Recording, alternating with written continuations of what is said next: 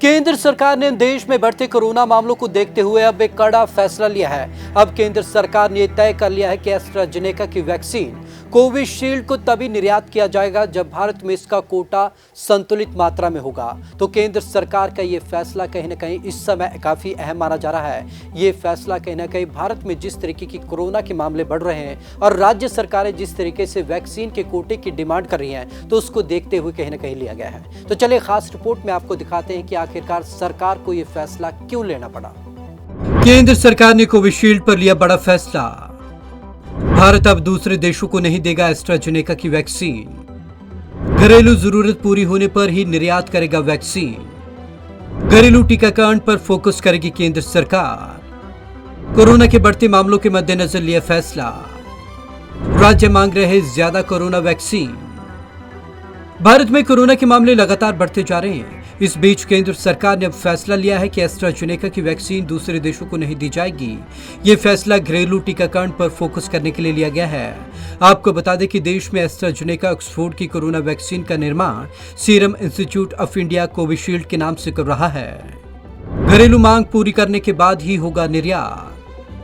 दरअसल वैक्सीन के निर्यात पर कोई रोक नहीं लगाई गई है, लेकिन दूसरे देशों को वैक्सीन की सप्लाई घरेलू सप्लाई के आंकलन के बाद ही की जाएगी। विदेशों में वैक्सीन एक्सपोर्ट डोमेस्टिक प्रोडक्शन पर भी निर्भर करेगा। रिव्यू के बाद लिया जाएगा फैसला। बताया जा रहा है कि सरकार की प्राथमिकता देश के लोगों का टीकाकरण है। देश में वैक्सीन प्रोडक्शन की क्षमता बढ़ी है और देश में वैक्सीन कोविशील्ड और कोवैक्सीन के इमरजेंसी यूज के लिए अप्रूवल दिया गया है। ऐसे में सरकार 2 महीने के रिव्यू के बाद देश से बाहर वैक्सीन सप्लाई करने का फैसला करेगी। राज्यों ने मांगी ज्यादा वैक्सीन। हाल ही में राजस्थान, पंजाब समेत कई राज्यों ने केंद्र सरकार से भारी मात्रा में वैक्सीन की मांग की थी।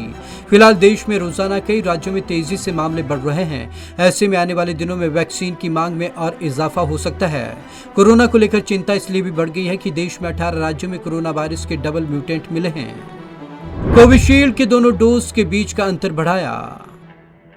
इससे पहले केंद्र सरकार ने 22 मार्च को कोविशील्ड को लेकर अब नई गाइडलाइन जारी की थी। इसके मुताबिक कोविशील्ड के 2 डोज के बीच का समय पहले से 2 हफ्ते ज्यादा रहेगा।